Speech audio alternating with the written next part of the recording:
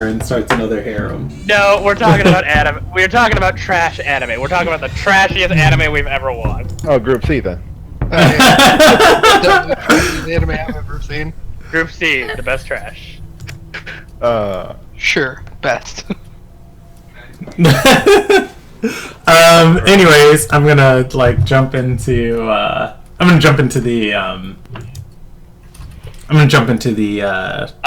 guess fair warning. This is not a real session. Yeah, I guess I should start off tonight at least with that. Welcome to the Ilderon Tales. This is Group C's Epilogue, and I should probably play some epic music instead of this disco. It's it's like a disco celebration. Yeah. Anyways, we are just hanging out tonight, and we are talking about the campaign because it has been a fun and wild ride. If you do happen to watch, you are free to jump into our Discord and join us in voice chat. And, yeah. So we're just talking about the campaign. If I could get it started for a moment, I wanted to say my favorite moment of Group C. It wasn't this leg of the campaign, but it was the last leg, the leg before? No, it was the first leg, actually. Group C was investigating in Dockensdale, and they had heard one of their friends was being held inside of a criminal den, and it was a simple go in, knock a few people out, extract their friend, and it turned into a dungeon dive, going room by room through this criminal headquarters and just murdering almost a dozen people. It was just was that when we were D&D SEAL Team 6? You weren't in this group at this time, but it was just at some point things had gone horrifically wrong, and I think that's when I started changing the tone of Group C's story, where I was like, this is a very different group than I anticipated. Where the Cleric of Life was just oh God, please stop murdering people. And then Carter the Barbarian takes his hammer to a guy who's sitting on the wall, already defeated and down, and smashes it. And it's oh my God! Why? Mm-hmm. Okay, well, I think my personal favorite episode was, I forget who got because despite the bullshit that happened, I still find it hilarious, but when we were running through the sewer being chased by a monk. Yeah, that was great. That was hilarious. It was basically play the Benny Hill theme, and eventually we got that, but, and Lowergrax left you guys? She just left you guys. I almost got away. I very nearly got away. And unfortunately, at that end... I'm super sad that you guys didn't have another fight with Feicho, because she was so fun to control, of just over the top extra. She doesn't have to run on the ceiling and then front flip off and then roundhouse kick you guys in the back, but she did. She did that for us. She did. No, I don't know. I ran into, as a player, a problem of motivating myself towards the very end, just because Dusty's whole goal was escape Ilderon, and then once we escaped Ilderon, it was well, Isildred, Isildred. Yeah, Ilderon, escape Isildred, and then it was now what? Because he has absolutely no interest in whatever the hell the party's doing, and I stuck around as a player because I want to be a part of the game, but theoretically, maybe that was the part where I should have retired Dusty and just got a new character, because honestly, he, as a character, he had absolutely no interest in anything. He would have just, being realistic, he would have just fucked off and done his own thing. I wouldn't have said, and I think I was talking to somebody about this the other night, about characters' contributions to the group, and I wouldn't say Dusty didn't contribute anything, because he definitely helped out a lot in Isildred. And then once we were gone from Isildred, it was Well, yeah. Then the fight on the border too. Like that one was pretty big as far as like the amount of damage he provided. But after that, then it was just kind of like I thought that was the one where I literally I literally left the turn order. Yeah. Basically retreated. Like the session's over. We can. I Everybody absolutely liked ran it. away. Yeah, Dusty and Altus did run away. And then Lumigrax got 3 crits in a row, and you guys were just like, let's go help so they don't die! Yeah! Oh no, basically it's like, oh hey, we're winning. Okay, well, let's make it look like we actually did something so we're not killed by our own team. Yeah, I feel like that fight went from unwinnable to just like it could go in either direction, and then definitely once Altus and Dusty rejoined, it was just like, alright, if we keep this up, we're probably gonna win. And that was completely thanks to Lumigrax says 3 crits in a row, and Celebrus and Netra face tanking, like swapping face tanking the boss. Yeah, well, like, But Dusty, like, don't get me wrong, Dusty was a fun character to play, but as far as, like, actual motivation to stay with the team, like, yeah, I just didn't have anything. yeah, So basically, it just devolved into how much chaos can I spread this session. one of the real issues too with Group C, I think more so than any of the other groups, was that everybody joined at such random intervals as far as like when you guys joined the group, and throughout the lifespan of Group C, I became a drastically better DM, and I started asking for things from different players at different points, and I just didn't have, like, and that's one of the things I kind of realized, like, I just didn't have the things to tie Dusty to the group, and then this next campaign... I agreed, like, there was nothing to tie Dusty. I would have been willing to, like, retire Dusty and just swap my character out, which I think... If we could go back in time and redo that, it probably would have been the time we escaped Isildred. I would have retired Dusty and like switched to a different character. He'd have been dead in a week. Knowing my luck, probably. Especially because I was thinking like my next character for that group was like either a mage or an arcane archer. I was like, God, you guys needed a mage. I love Altus, but he needed support in the magical area. We did like a full mage. Altus was. And see, poor Altus. I don't blame it on Tracy because it was his first time playing. Altus was the first character he made. It was his first time. I didn't even know that. Yeah, he played Altus really well. Yeah, Tracy was a great role player, and so it was his first time controlling a spellcaster. So as far as the things he needed to do to provide for a party, like filling the role of like primary spellcaster, he just wasn't aware of. But that said, he rolled up a character that fit his knowledge of like roleplay, because that's something he's conscious of. Was just like, I understand I'm not going to be good at this, so I want to play somebody who pretends they're good at this. And his idea was that Altus wouldn't be the greatest mage in the world, but he was an illusion, and he was an illusion and enchantment mage. So he would make an illusion of just like, Altus, fire blast that thing. Boom! Huge explosion! It's like, wow, Altus is impressive. And then if they don't believe it, then it's just like, dominate person. Wow, Altus is impressive. Although, yeah, no, he should have been an illusion, because I'm pretty sure he was like a sorcerer, wasn't he? Yeah, he was a sorcerer who specialized in illusion and enchantment. That's why all he did was cast enchantment spells. There's like your first mistake, because as much as I love sorcerer, I've played, like, my first character was also a sorcerer. Oh, no, I told him that at the start. It was like, sorcerers are best at blasting. Like, they are probably the best like, blasters in the game. Not to say... No, I think my favorite combination, and this is like a completely unrelated campaign to Group C, but like I was a sorcerer, and I performed basically a magical assassination. But basically, I came into a room with like my target and just started a like conversation, and I then cast silence, and then I silent casted like disintegration ray, and killed my target, disintegrated him, and I quite literally swept him under the rug. Out.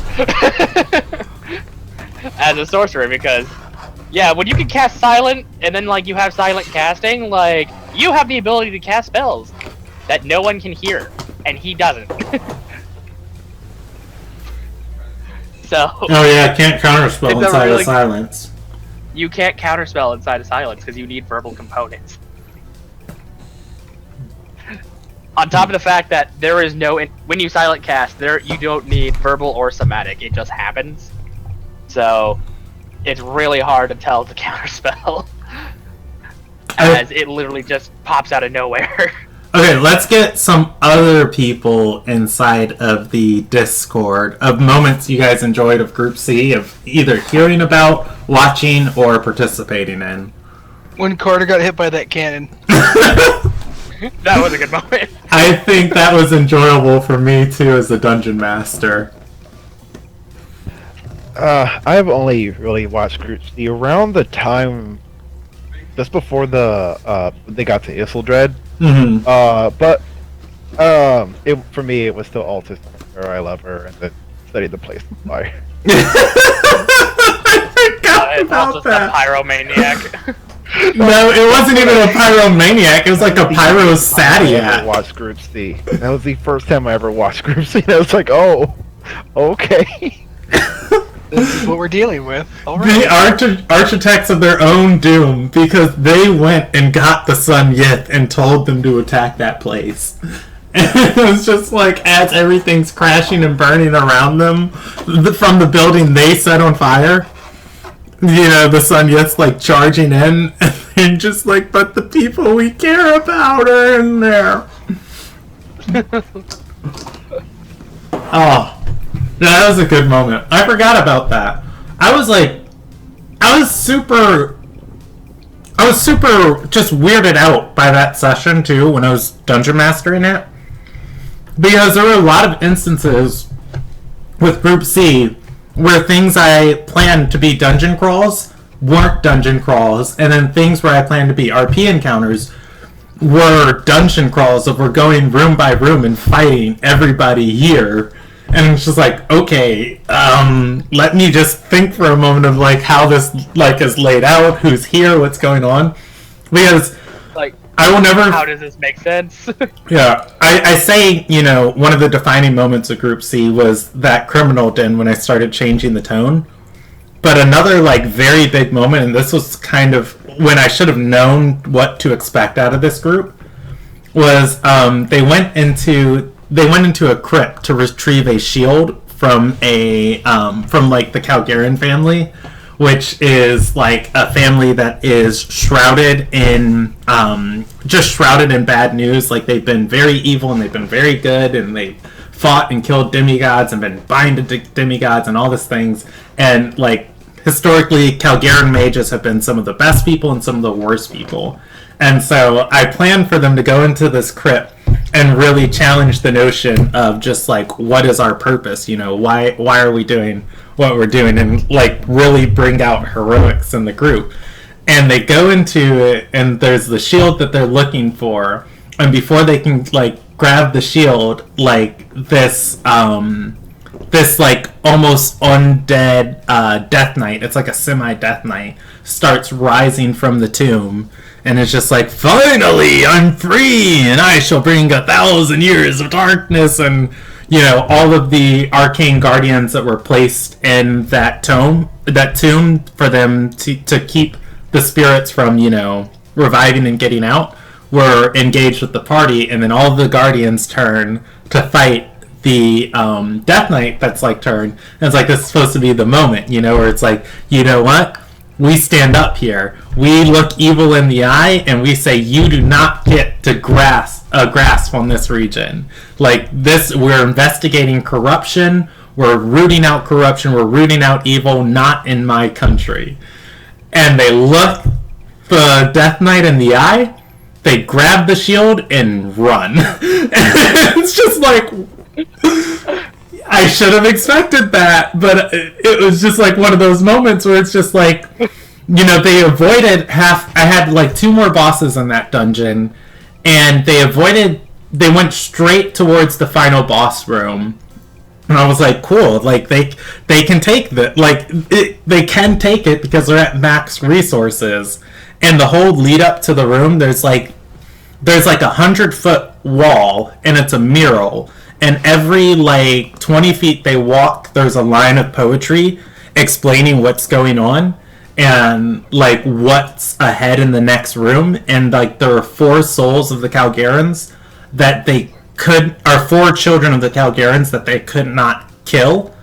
And so what had ended up happening was they had eternally bound them to this crypt and had shackled them there. And the poem ends with, like, here they shall lay shackled forever. And then right before the door, there's 4 shackles, and they're empty.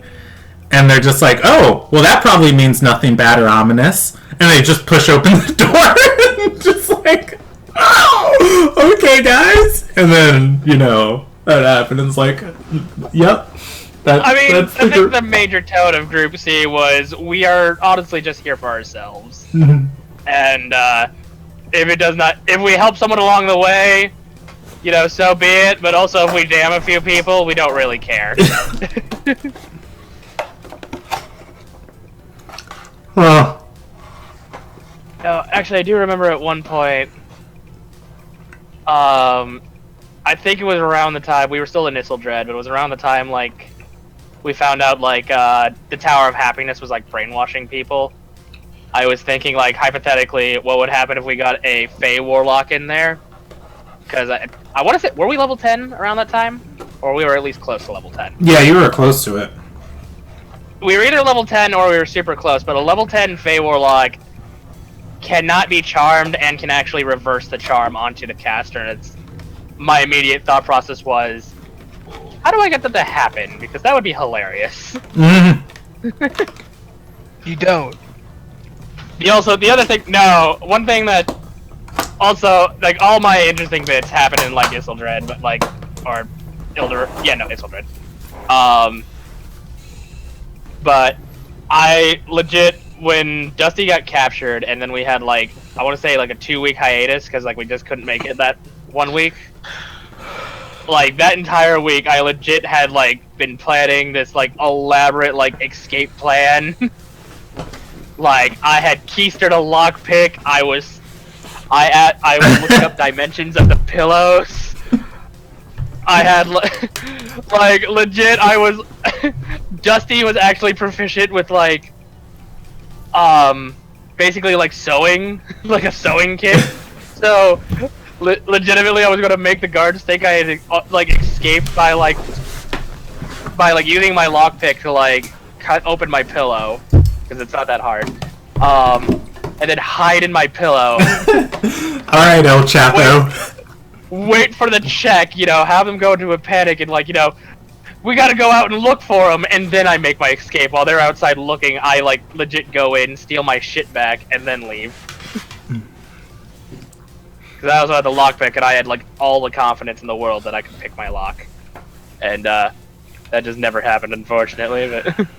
Yeah, well, the other thing, too, with Isildred that was, like, supposed to be a red flag is they didn't have dungeons. Like, the dungeons they had to make on the spot for, like, the first time they took prisoners.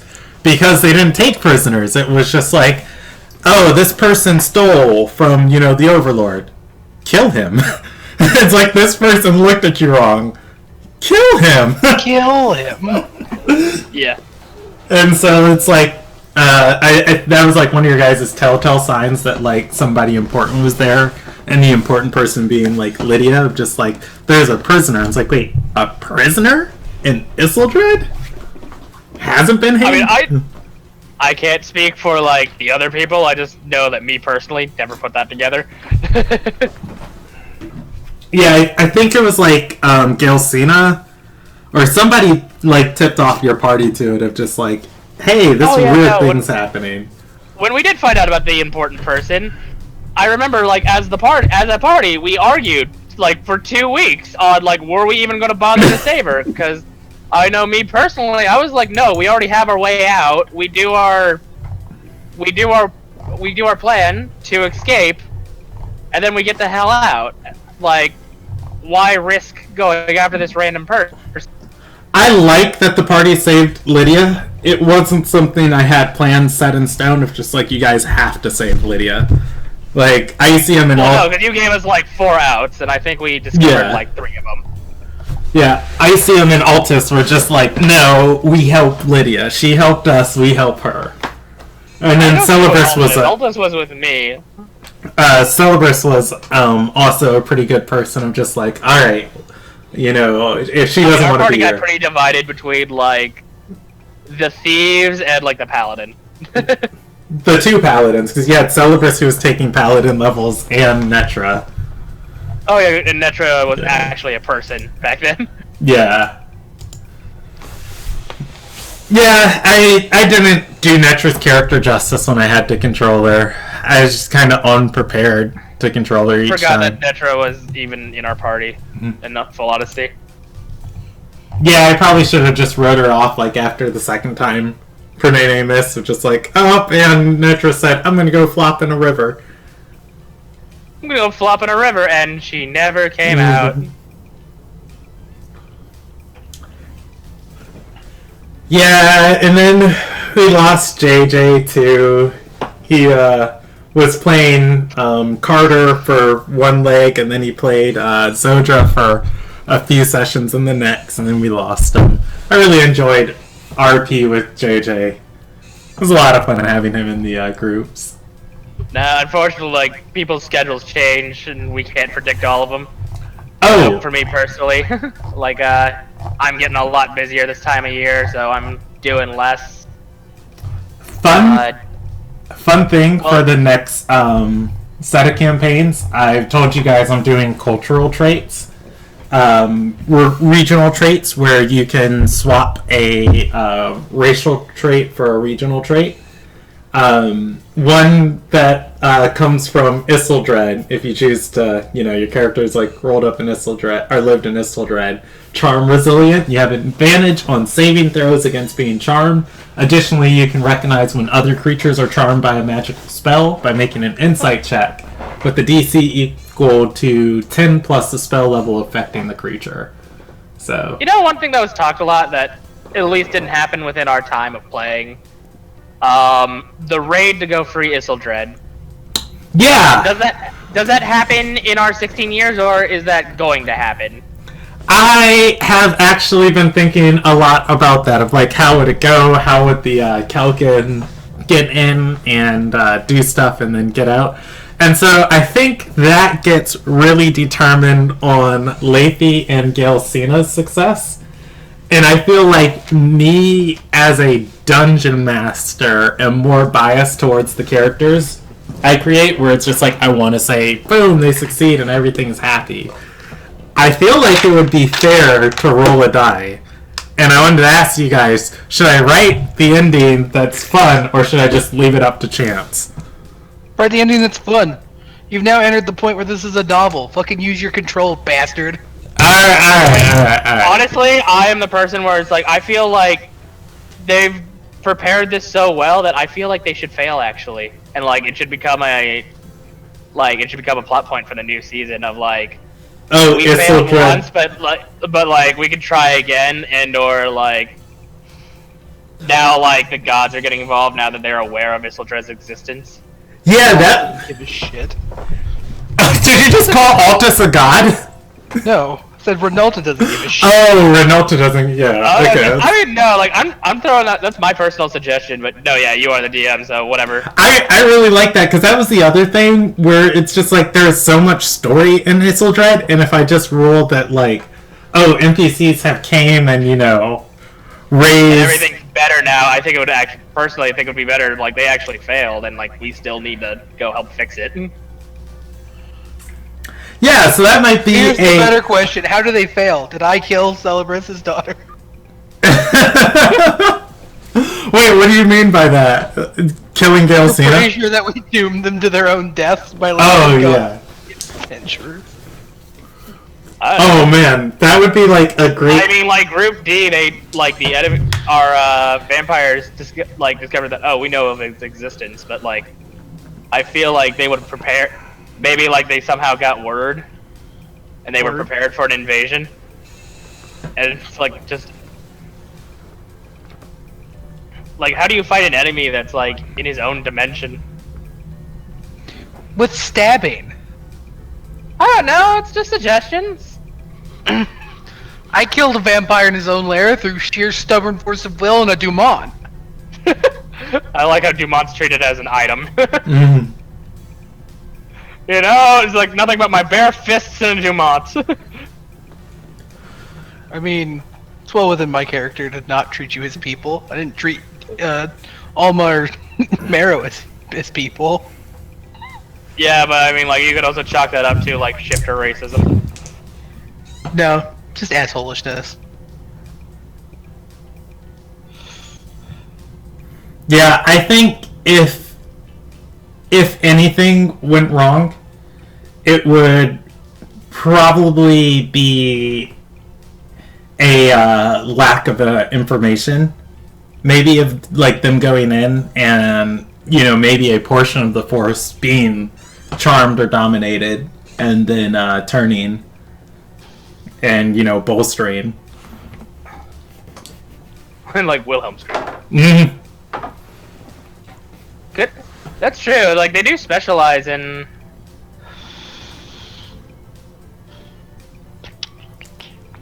Like, it's what they specialized in. They were really good at it. Yeah, but that does give the opportunity for a Ithildred resistance force. Because, well, see, here's the other thing, too.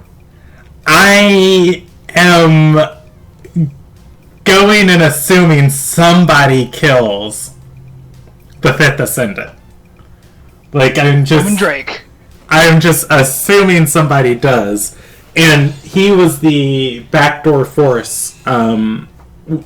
A few of his sages knew how to get in and out of Ithildred, and were there was a guy, I think his name was Drazen.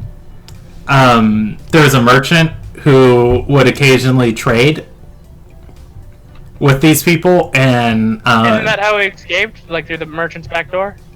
no, he offered you guys the chance to, but you guys escaped using the black candle of Oh, yeah, no, yeah. Invocation. yeah, the black candle of invocation, but you got it from a servant. I don't know why I'm looking for my notes when I can pull up my NPC things. You got it from a servant of the group, of the evil group that, you know, Altus is a part of. So the Death Knight's name was Alexa Caxon, that Dwarven Dex Knight, or Death Knight. Dex Knight? Was yeah. he very Dexty? And he was a Death Knight of Yissil. The, Yissil was... Now, this is where I didn't need my notes. Yissil was one of the 5 members, and I think he was the wing. The 5 members of Altus's evil circle. So yeah, that's a lot of story. Wow, I'm glad I'm not DMing tonight, because I definitely lost all my note cards. Here they go. It's fine. It's cool. My internet's going in and out, so I kept getting kicked out of Discord.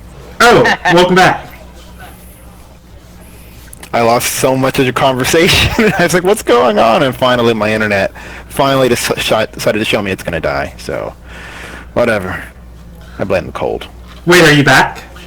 For good? I'm back now. I'm on my phone. Oh, okay. That's reliable. There's like, Unlike my are you Wi-Fi. back? No, he's away. That's why. Yeah.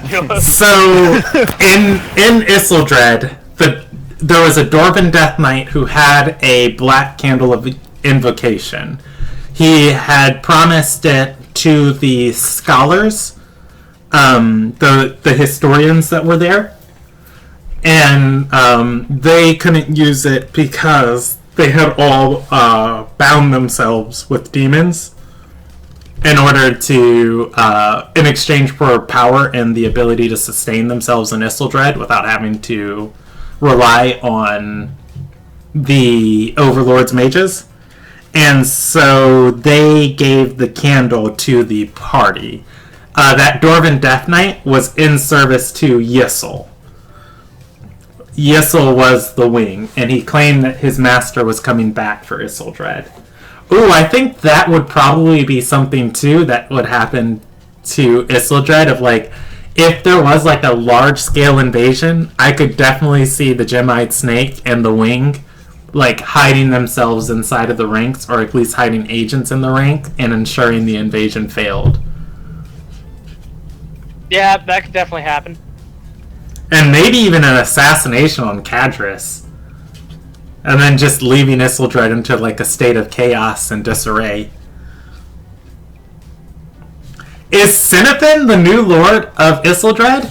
There's a high chance Sinifin is probably the new lord of Isildrad. Just like, now that we're talking about this, I like this idea more.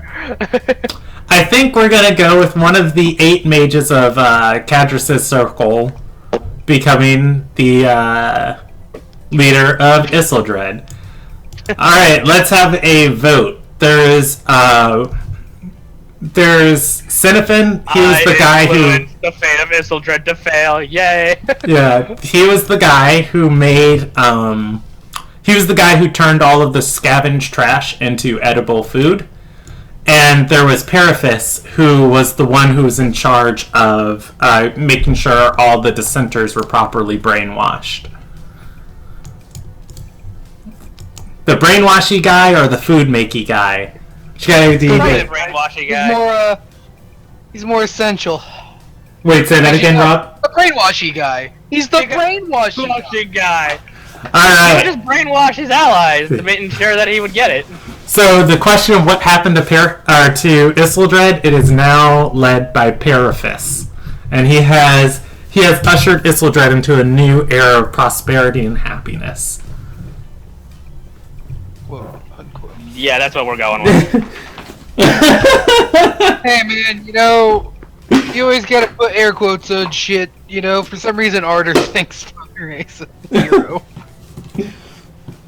Yeah, no, oh god, no, we're the wrong group to talk about that. It's like I feel like it's North Korea now. Like you go to Isildrad, it's like, what? We love our glorious leader.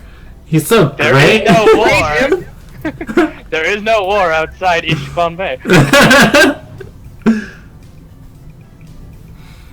Alright, so I will make note of that for the time skip for me. There's nothing past the seawall. No, it's like, this is the world now. There was a catastrophe.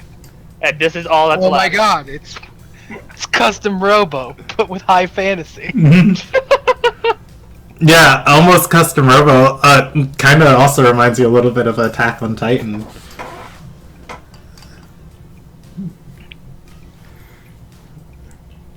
Oh, well, that's fun. Yeah, that's what happened to Isildrad. And then I guess that gives me creative liberty of, like, with Gilcina and Lethe. They were hideously and wonderfully successful. At least that's what Gilcina will tell you. No, Did you guys find Derry? Did they make- Oh, no. It's like, that's what we were supposed to do. No, I guess here's the next question of, like, did they make it back out of Isildrad? Well, they never made it to Isildrad. They were trying to find out what happened to Lydia's friend. Okay. Now, what I will give to the Fates of Chance is how many weeks later they meet up with the party. 8 weeks later, they find the party, or at least portions of the party, and a little Nagai. Because what's her face? Lethe would know Dawkinsdale, and would know how to find like Elil Haran and Lydia.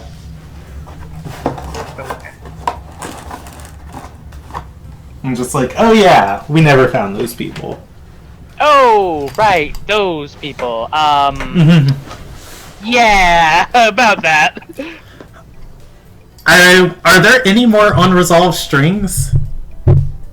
For Group C, there's plenty of unresolved strings in Group C.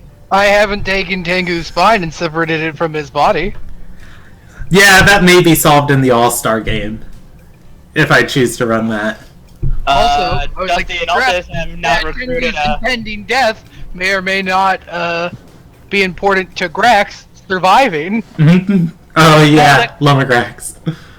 Dusty and Altus have not either killed or recruited Nefano. It's basically a choice of join us or die. That's always worked out in favor of people in Ilderon. Join us or die. Yeah, it worked out well for Alis. Yeah, no, That was sarcasm. Yeah. It'll work out too well for him. Dude, Marcus, we're having fun times talking about that there on the old boat. Oh, hey, honey. This is Marcus Bertolf. He used to be the magnate of Harder. I killed him. That's why. Question: wasn't she married to him beforehand? No, wrong Bertolf. Marcus's would be her step-ish child. Yeah, Marcus was her stepchild. Or yeah, I guess stepchild. Like that would be that is the descriptor you would use. I don't think it's appropriate. I don't think you can be the stepchild of a child you're not in the marriage with.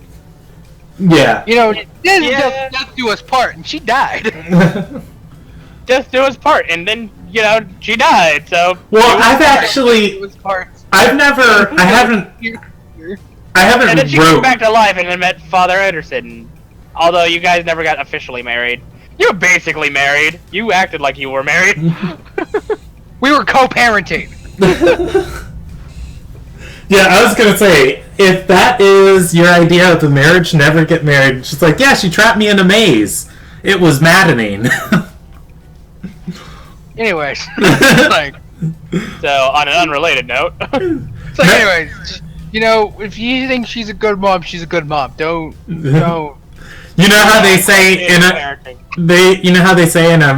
marriage, the key to a happy marriage is never go to bed angry. Well, never go to bed angry because she doesn't sleep, and she'll probably sick half of her cult on you.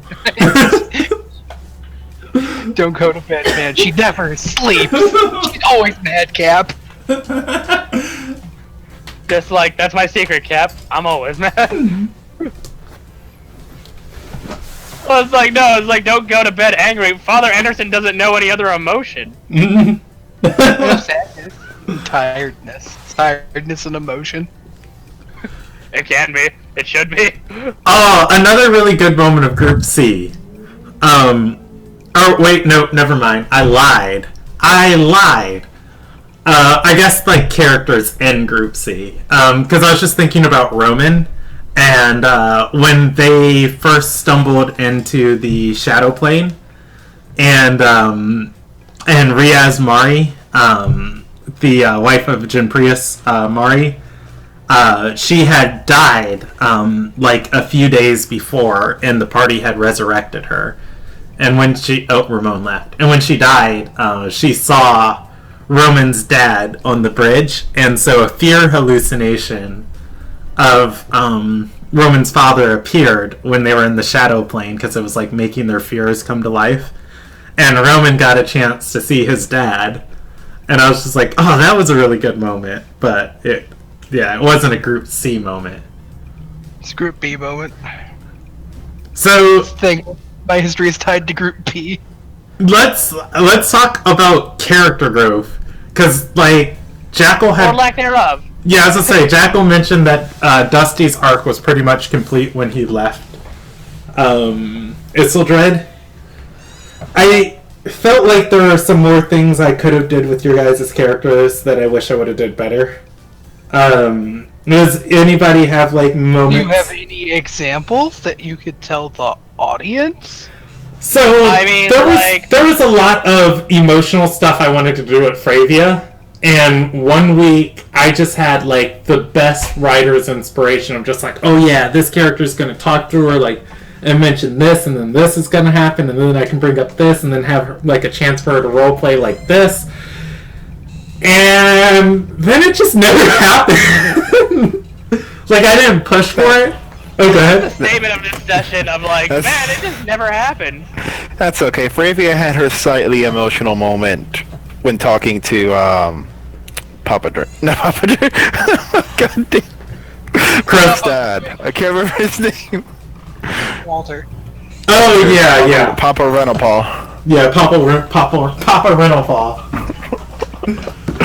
Pop paw. I actually like. There, Pa. I actually liked when Fravia was talking to Croesus too. When like she first stepped into the inn and the party really didn't know if she was like evil or not, and Fravia's there picking up the books and she's just like, look, don't praise the gods. You yourself are divine. Which, by the way, smooth ass pickup line. Yeah. Hey, are you a cleric? Because you're divine as hell. Fravia's not on the rebound.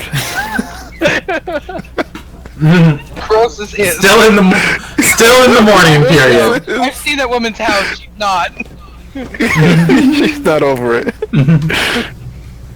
It's fine. It's totally fine. Yeah. He basically has a shrine in there to her dead wife. Let's see. I guess Rob pointed out something too towards the end with Lomagrax. I pushed way too hard for him to leave when I should have readjusted that story so that Lomagrax you were like, why'd you guys leave? A literal god told us to get off our ass. What do you mean? and so a lot of it too, it was kind of hard because I just didn't feel like the Fifth Ascendant had a reason to pressure you guys. Because it kind of felt like the more he left you alone, the less you did. To be fair, his attacking acts is a sort of weird catalyst.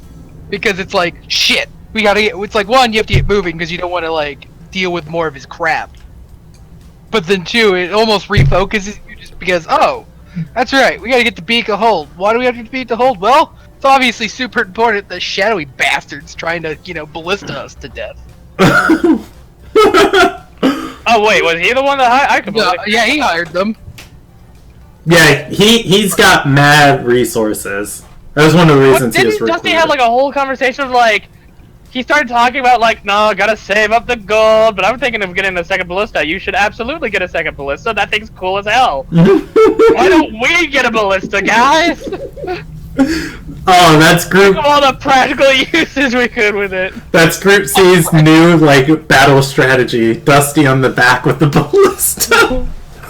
I'm proficient. Well, not with siege weapons, but ranged weapons. Hey, I'm not proficient with siege weapons. Well, I don't think anybody is. Just like it's hard to miss. Aiming the ballista, and then you just fire it into the hillside, and it's like, Roman was standing next to him, Brandon, can I have my sneak attack to that? Oh my god, trying to get sneak attack off with a ballista.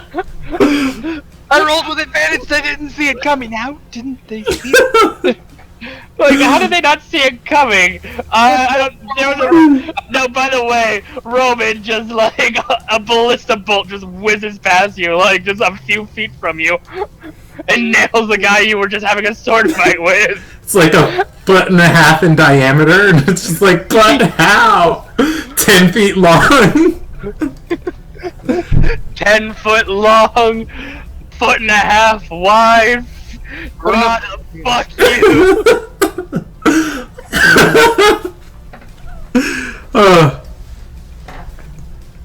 Yeah, one thing I think I might do too is let the players have siege equipment too in the next campaign, because there's going to be. I mean, when you're on the move a lot, it's hard to have siege equipment. So it would have to be a stationary thing. Yeah, well, Group B's gonna add a ballista.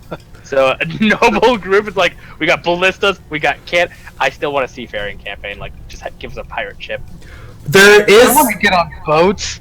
There is going to be a technology advancement. Disaster, and they never let me get on another boat. Yeah, that honestly wasn't Roman's Demons get fault. unleashed, and everybody learns a verse of the Forgotten Song. I consider that an absolute win. Let me remind you why you don't fuck with us. You see that burning pile of wood over there? Yeah, that's why you don't fuck with us. You see that burning pile of wood being hurled towards you? Oh god, no! I'm sorry! I'm sorry! Alright, so yeah, I mentioned a character moment I think I could have did a lot better on. Moments where that were done well are characters that had growth. I think just overall, Roman as a character had growth. Zodra had growth. Carter definitely had growth. I'd say Carter probably had the early. Yeah, I would say Carter probably had the most growth. Altus had degeneration or retraction and inverse growth, shrinkage. But I mean, his character. Yeah. Technically, anyway. His character. Oh, I get it. His character definitely moved.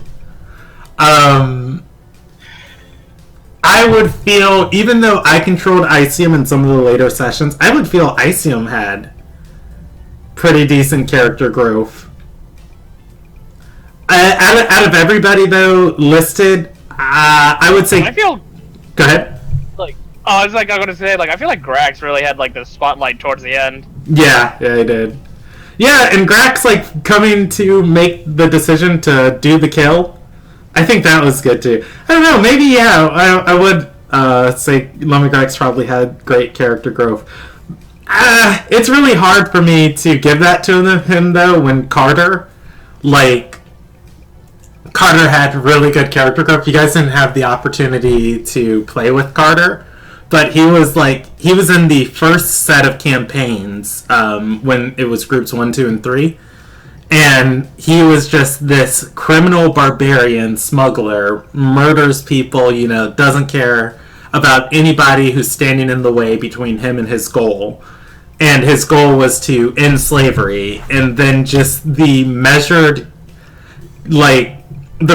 guild leader he became in Group C, in the first leg of the campaign of, the decisions he was making and his decision-making process, where he's just okay, I can go in there and kill 17 people, but killing 17 slavers isn't going to end slavery. What's the most effective method I can take to, this approach? And, seeing that development for a criminal, just uncultured barbarian, and still him having all of his, mentalities of, when he was, a smuggler, then play into, the political arena and stuff. I thought that was, really, really good character growth of just, how the world has affected him. And then, I agree with the Lumigrax statement too. Lumigrax is just one of those ones where it's just I wish I would have did more, even though I've done a lot to Lumigrax. Yeah. It's coming towards the end of the year, people are ready to switch out. Yeah, the other thing too with Lumigrax, I wish I would have did more with his family, or been able to get Taylor to engage with his character's family. Because this, he asked me at the start, he was just hey, who's a tragic family with lots of history? And I was oh, the Soul Hearts. They've been through a lot and they're gonna go through a lot. And he's can I be a part of that family? And it's yes. And then, Lumigrax's whole thing, in the first couple of campaigns was fuck my family. Well, there's our one F-bomb, too, for this session. That doesn't matter. It's not a real session. We're just talking. Fair.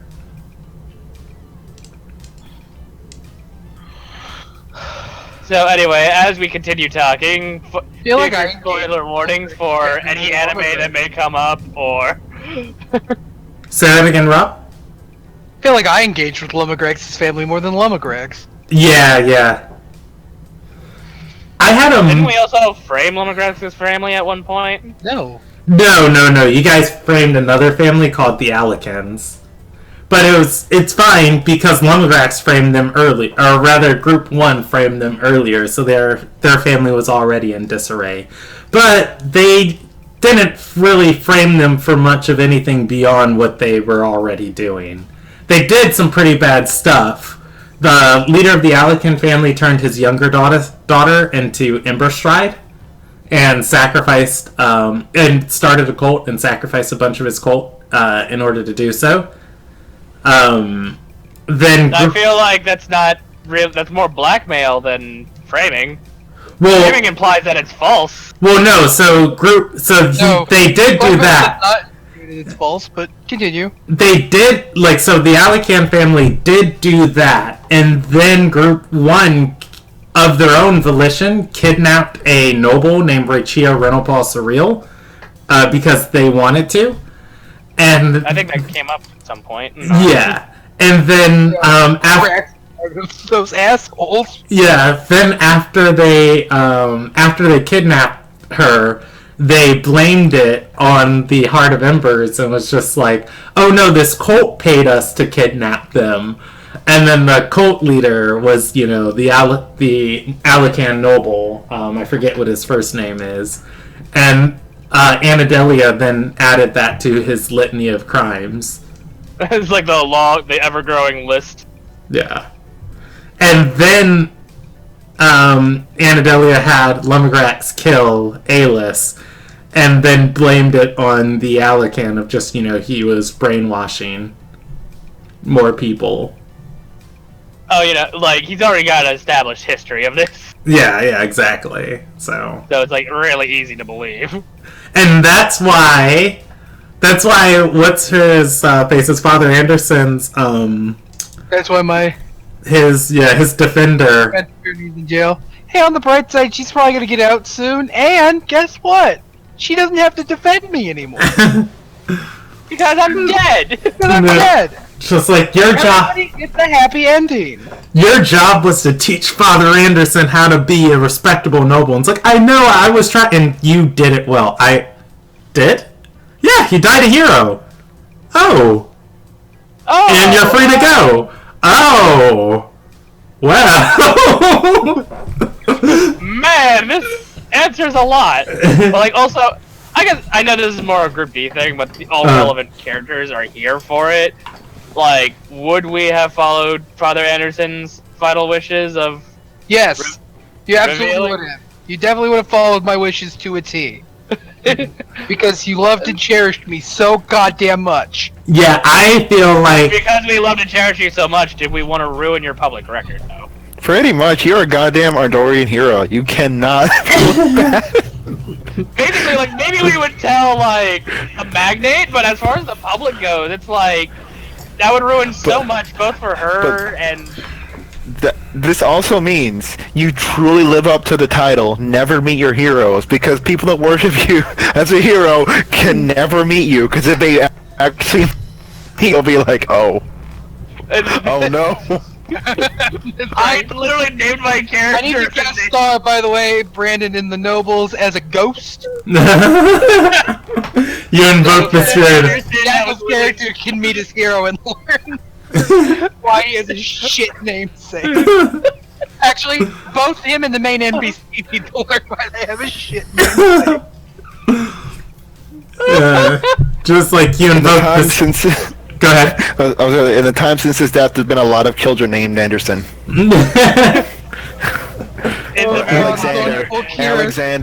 Alexander, or Anderson. One of those two. Full Kyrus. Never go full Kyrus.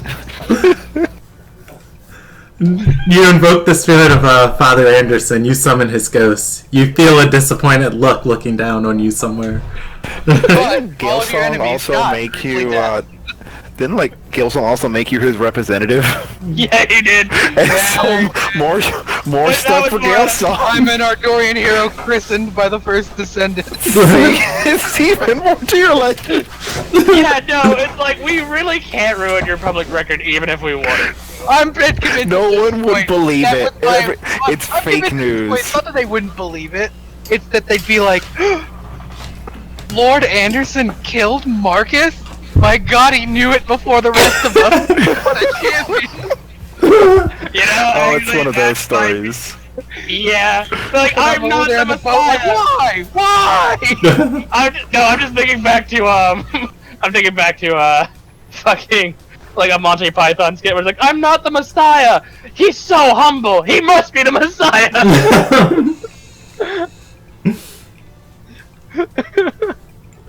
Yeah. As far as if you guys follow through on Father Anderson's wishes, I feel like Rael would not let you guys just bury the sword. Like, I feel like Rael would definitely follow through on them. And that's why I always love that elf. As far as, like, you know, what's her face? Ariana, like, does with the news of just, like, oh, I'm sorry, and, you know, he killed your brother. But also, like, your brother was evil. Yeah. I don't know if I'd put Marcus beyond redemption, but that's just probably one of my own personal philosophies of, like, there are very few people I say are, you know, completely beyond redemption. Well, it's not that he was beyond redemption, but he was very much pressured into it. Oh, no, he was evil. Yeah, he was evil. But, just because someone is evil, I don't think they're evil forever, the same way that I think someone who's good, their morality can shift to evil. And then vice versa. I think someone who's evil it's basically a matter of can shift perspective, back. you know. Yeah. You know, Well, yeah, and of course he wouldn't say he was the evil. Punisher from, like, Marvel, like, you know, in the eyes of, like, you know, say Batman, like, killing is just unforgivable, but in the eyes of, like... Batman kill all kinds of fools! Yeah, Batman's a hypocrite. Like, we all know this, but, I don't use guns. Yeah, well, why do you use a fucking hook from your bat plane, jackass? Batman gets off on punching poor people. It's the only thing that gives the billionaires a rush these days. just, like... I love punching poor people. It gives me so... It's what I wake up in the morning for. Healthcare in Gotham must be amazing. Dude, he must, like, have... You know what? No. I know It's actually probably why why it's always perpetually a crime den. Bruce Wayne has, like, stopped in healthcare. Because capitalism is still a thing. So, and, you know, I'm gonna take a wild guess that since it's an alternate world, we never got DC Obamacare. So, crime keeps staying steady because all of the people that get their asses kicked fall into debt, which turns them to crime because poverty is a good indicator of criminal activity, and it's a vicious fucking cycle. But they'll just blame it on social mores and how they just don't raise kids the right way anymore and ignore their bat-shaped problem on society. Anyways, J. Jonah Jameson was right. Spider-Man was a menace. Okay, that just derailed real fucking. I mean, I followed. I just want to say that anyone who commits petty crime like robbing a bank in Metropolis is really freaking stupid. I will agree with that to a degree. Like, But you have balls. why would you commit like such a public crime? Like, I would stick to insider trading and like domestic abuse. You know, things that Superman doesn't get involved with. I mean, maybe in the beginning, Superman's like early days, people be like, that can't be real, and then it happens. So, you know, probably after a year, you just be like, why who would do this? Why would anybody do this? Yeah, no, like, why? Like, listen, unless you're like as The money can't be that good. like, unless you're as crazy powerful as Superman, like, why would you ever? Right? Like, Yeah, there's always some stupid person. Maybe they're like just from out of town. Like, Or maybe they're like, he can't possibly get all these places at the same time. I mean, that's when Superman's- that's I when mean, like, Supergirl Mark, shows bro, up. have you met me? Oh, he's here. like, I'm here to admit.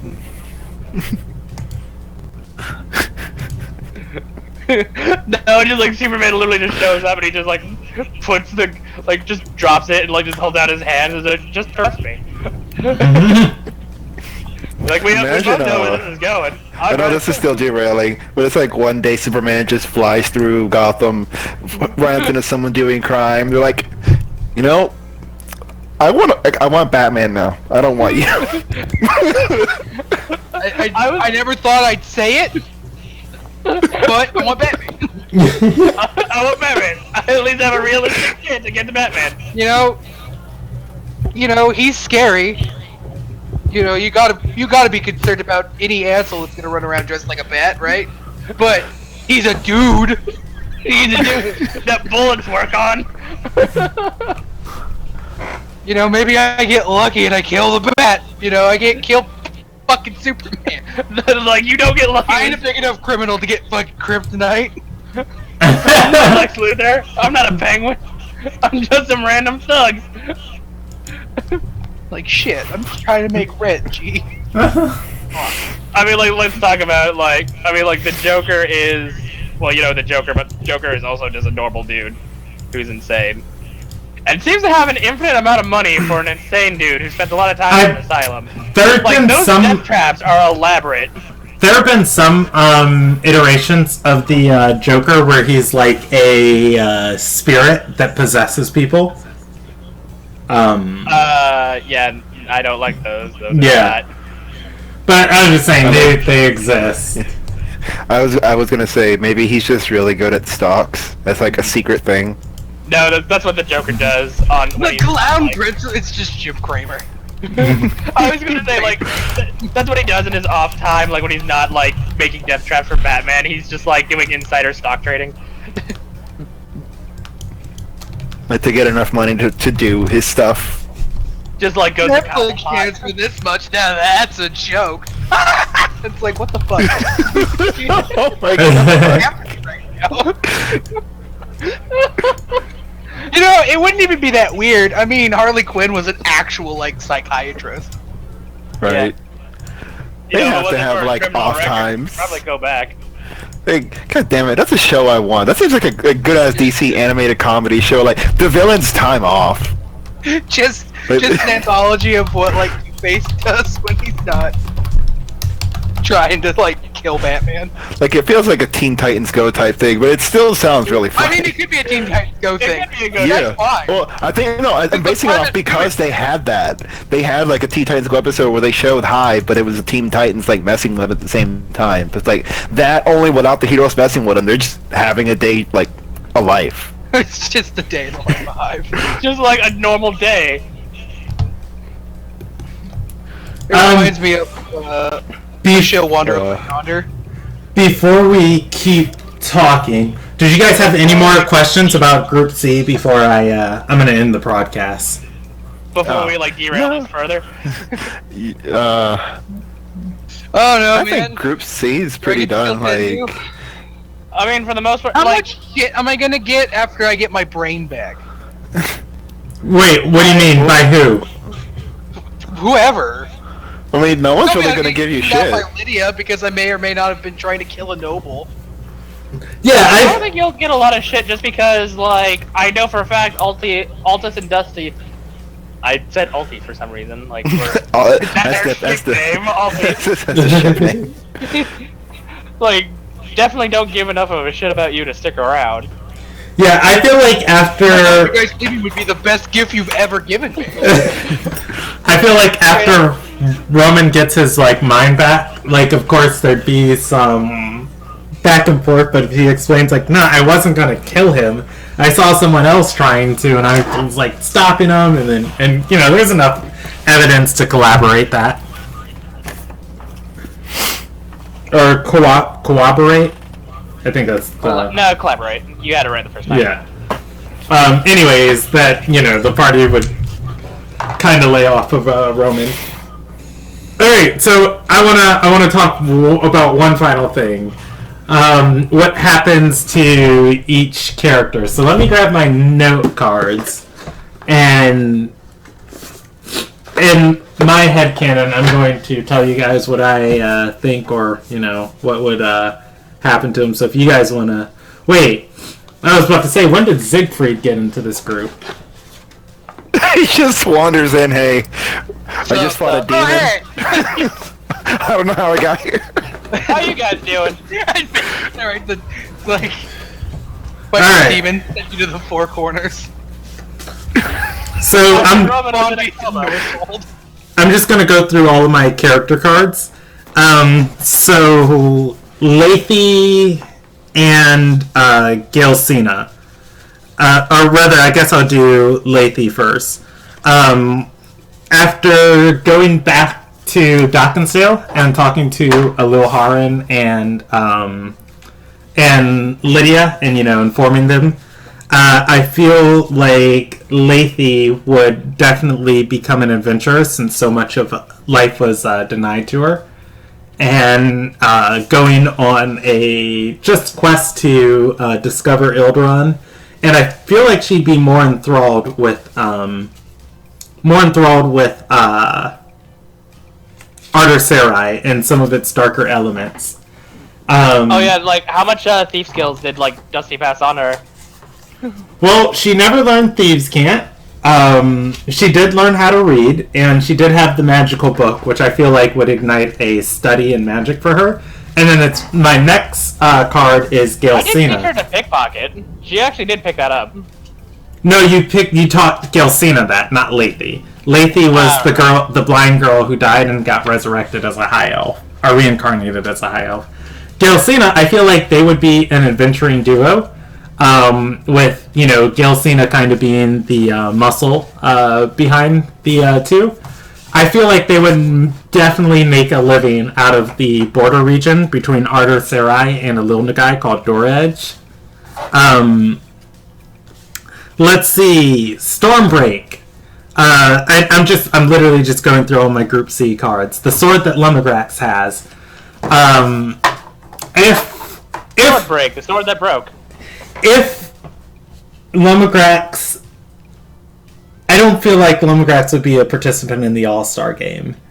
And I would say that Lumagrax would take it out probably to Gwir, the city he's supposed to find the Fifth Ascendant. And of course, by the time he gets there, the Fifth Ascendant's going to be gone. And he's just going to go to the bay, to the farthest point he can, and just hurl it into the sea. And try and leave that life behind. And I feel like Lumagrax's soul would be reaped to the bridge. Ooh, man, what a way to go. That's just a downer ending. Like, if Taylor wants to tell me he'd do anything else different, I feel like he could. I feel that's appropriate, but yeah. Damn. Let's see. The Group C's adventure card. None of this matters. Just avoided all of that on the card. Well, I guess I'll go through the locations on the adventure card. Dockensdale. Dockensdale has a new Supreme Light. Lancaster, I think, or Lochlin. I'll have to... Well, no, I would say I'd have to look at my notes, but... Here we go. Dockensdale. Right. Okay, I don't remember where I put his name. I'm pretty sure it's in Light Letheri Anthalar Dockensdale. Oh, that's the lady in charge of the thing. Yeah, I'm pretty sure it's in the epilogue from the last set of things, but his name was LL. It was like Lan Lachlan, I'm pretty sure. Anyways, he's the new Supreme Light of Dockensdale. And him and Lyra found a new army for the general, at which point I feel... Wait, what? I found a general for the army. Oh, Said they for the general. Oh yeah, they found a new general for the army. At which point a large portion of the mercenary forces would have gone rogue, with what's his face, Eldrick Bertholf, offering them double what the Sky Queen's Volts were paying them. At which point it would become a three-way war between Ardor Sarai, what's left of Alonagai's standing army, and the mercenary force, which would eventually be leaving. Cedel, but that whole area of Doredge, in the 16 years that passed between campaigns, is going to become a desolate, well, not a desolate, but a chaotic no man's ground, called Demon's Door instead, for reasons that will be explored later. Zodra went looking for Yissel. he searched as hard as he could once he got Lethe's book to track down Yesel. I would say the one out of that circle that's the easiest to find would probably be the Cerberus, as he's somebody who's kind of brash, and Zodra would have killed him, exhausting his last lead. Altus, Grandmore. Oof. Okay, so this is one. Altus is Tracy's told me about his plan to get Nefano to join ranks with him. I feel like Altus and Nefano and Dusty would all join up together to get a spot in the circle. At which point, they would begin scheming against their master. And Altus's master would contact him in secret, since Altus was the first apprentice. And once the Cerberus was killed by Zodra, he would offer Altus the spot. And then Altus would kill Nefano and offer Dusty his apprenticeship. I can see that working, and then we'll figure out how to kill a different person. Yeah, and then whatever happens in the rest of those 16 years is silly shenanigans of the circle slowly just saying, you know what, let's do something, but not include the Cerberus. For some reason. I've got a card of a bunch of items. So the Calgaran moss definitely rotted away. Altus's Skullby, got left in Isildred. The Calgaran shield got sold to a Ililnagian merchant for 9,754 gold. That was its value. The party got paid 2,000 gold for grabbing it. And then the unknown Calgaran crown got sold for 15,000 sea coins. The party got paid 2,000 gold for grabbing that. I've got 3 rocks. I don't know who picked those up or why that's on the sheet. I'm presuming the rocks got dropped somewhere. Pick them up. Yeah. And then the rest of this loot is just items you guys used on your characters. So sending stones, rings of spell storing, and then additional gold. Arabella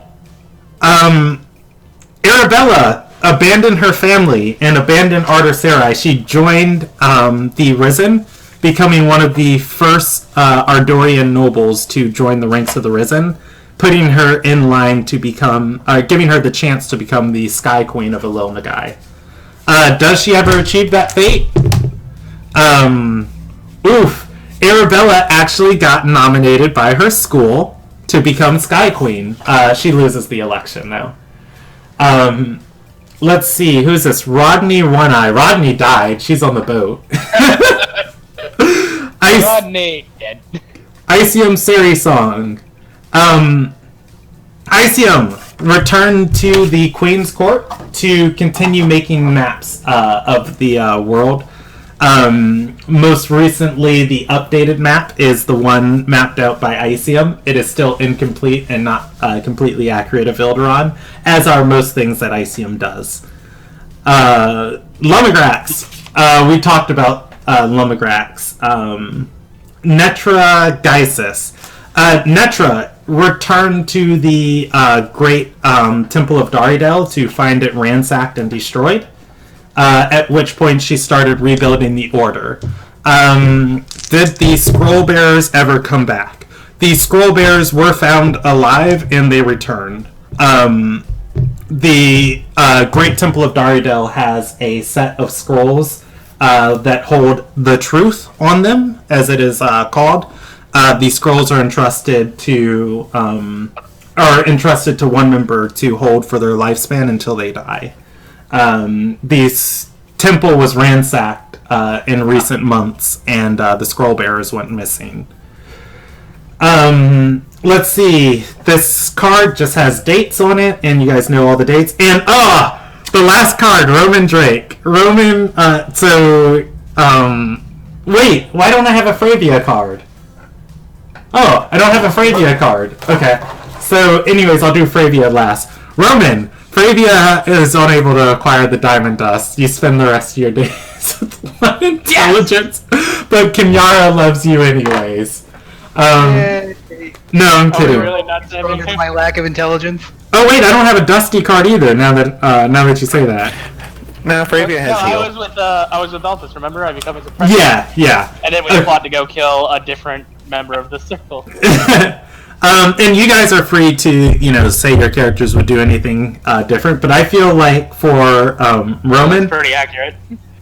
like after the events of Arter Sarai, and Lydia gets back to Alonagai safely, like Roman heads off on a dead set hunt against the Fifth Ascended.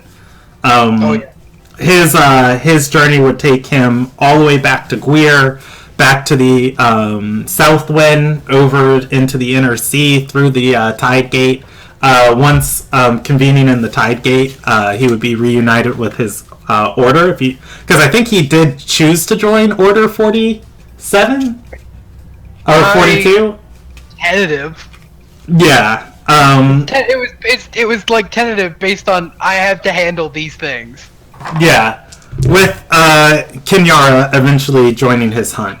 At some point, Roman, along with several others, would find Genprius's temple, and I will add more onto Roman's story if I decide to do the All-Star game, because I feel like you would bring Roman back for the All-Star game.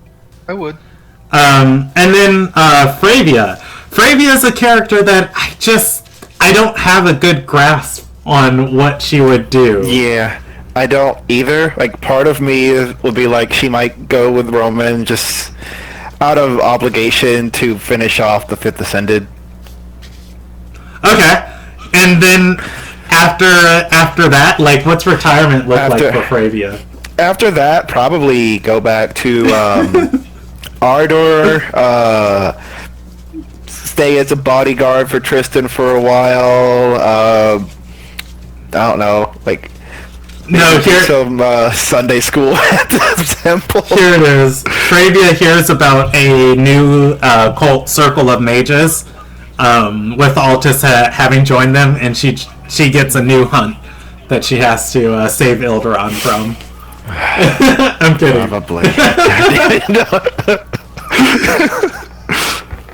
Alright. He joins the unrepentant. Yeah. And with that, I am going to end the broadcast, unless you guys have any more questions. But that's where every character lands. Yeah. Well, I guess, should I do the NPCs? Nah. I want to know about Lydia and Ilderon. Okay. Lady Gelsina. Well, yeah, I had character cards for them, because I had to keep up with all the things you guys kept giving them and teaching them. I was just like, God, just let them be poor and stupid. They are the adopted children. Yeah. We must keep them. Alright, let's see. I'm gonna roll a dice for Ilderon.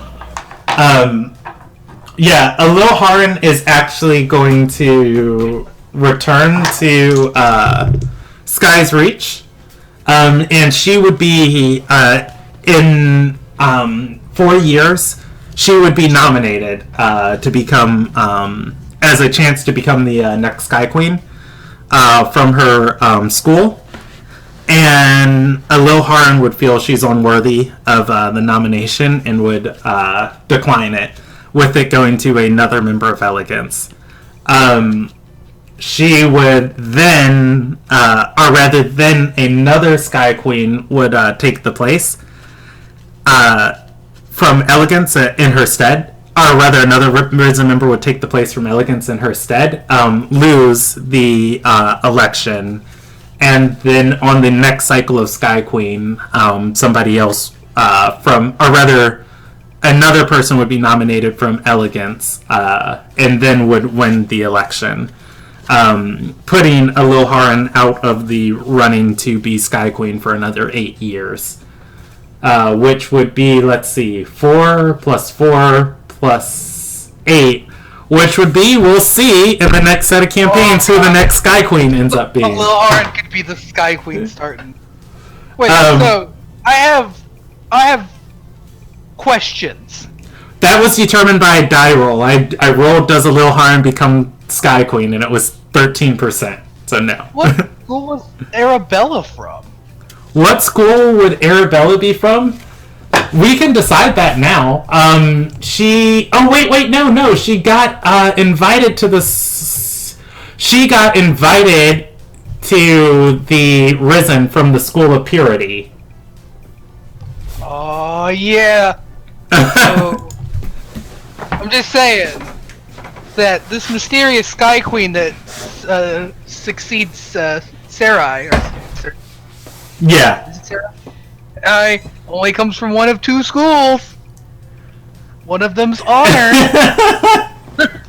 Yeah, because the last Sky Queen was of Purity. So it would Purity and Grace are out, and then Elegance is also out. So it's Honor or That's it. yeah. Wait, Process of elimination. I think you've given it to. no. There's one more. There's one more school. It's Honor and because there are 5 schools. Honor and Discipline. Discipline. You want me to roll the dice, Rob? Yes. God. All right, evens or odds? Even. Okay, so I'm gonna roll you 2 dice on the second one. So on the first election for Sky Queen, it goes to a member of the Risen of Discipline. And you know what? Who it's gonna be? It's gonna be Ladora. The greatest Risen member of Dockensdale, for helping seed out corruption inside of the Sun's stretch. The second election, it goes to the member of Elegance, but Oridora would be nominated in the third election. And that rolled a 20. In the third election, Oridora serves 4 years as Sky Queen. Which would be 12 years after the end of the campaign, with her reign coming to an end at the end of the start of the next campaigns. Yeah. As far as like policies that she implemented, I feel like she would pressure Alona Guy to be more like religiously open. And probably more militarily active in the world, as far as like, you know, Nazriam and a lot of the world was super crippled when Ardor pulled back its military. So I feel like she would feel that it would be important for Alona Guy not to have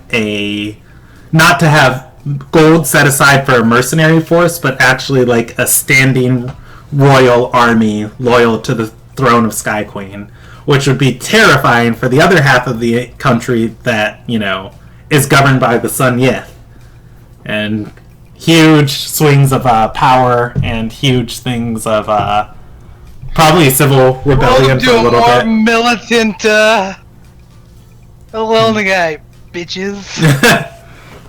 And it's like, no, we need a military so we can protect our citizenry. From who? From us. You remember that one time Alona Guy killed a bunch of its citizens? We need a bigger military to protect us from ourselves. That makes sense. A combination of that genocide and some weird views about how Risen members should not be getting laid is basically, you know, how I was born and raised. I was thinking about Lydia's fate, because Lydia, come the next set of campaigns, would be like 32. And there's opportunities, I guess, there's opportunities all throughout, like, a lone guy for her. Obviously, chances at Supreme Lights with being a Supreme Light with the recognition of her name. I I would say there's even a chance that she could become the High Prophet. Like, she's dutiful enough and recognized enough to be so. But I don't feel like she's the best candidate for that job. It would more so be the privilege of it being handed to her rather than her, like, earning the ability to be the High Prophet. But I feel like Lydia would focus on more meaningful work to her, and she would probably rejoin the Sun Yith. And, well, I don't even know if she'd rejoin the Sun Yith after being kicked out. I feel like she would open a guild and travel kind of like Derry, just doing what she can to heal and help people around the world. Maybe even traveling up and down the the path of glory. I think, if anything, Lydia would probably open an adventurer's school, instructing like people in the ways of faith and how to carry those onto the roads you travel. Because I use Group C as an example of what not to do. Yeah, just like I traveled with adventurers who promised to help me, and they weren't very helpful. So here's how you probably do it right. Because I don't know. Here's what you need to do, and this is what they didn't. I feel like I feel like the Sun Yith would be something she wants to go back to, like an organized faith. But definitely she wouldn't feel welcome there. And a monastery feels like right up her alley. But I feel like she would be more focused than a monastery. Whereas a monastery is just like, we help you find your path. Like, she would be more directed of just like, this is the path, which leads me to a school. I like it. Yeah. And are there... Geisen. Geisen definitely would want to rejoin the Sun Yith. As it was the only place he felt like his calling matched. He's not real apt for going and killing people, and wouldn't want to join Nazram to go fight Terai, because, that doesn't feel satisfying to him. And being a specialized order in the Sun Yith of being able to investigate, being able to go be, peacekeepers in a town, being able to protect diplomats as they, escort places, like, that's work that he really enjoys. And being able to do that again with his daughter would be like his joy. As for his daughter, what was her name? Shala. Yeah, Ashala. I feel like Ashala would go and try and find her aunt. Probably leading her someplace through the Tide Gate, as Riaz Mari was the sister to Ashala's mom, and Ashala is a half-elf.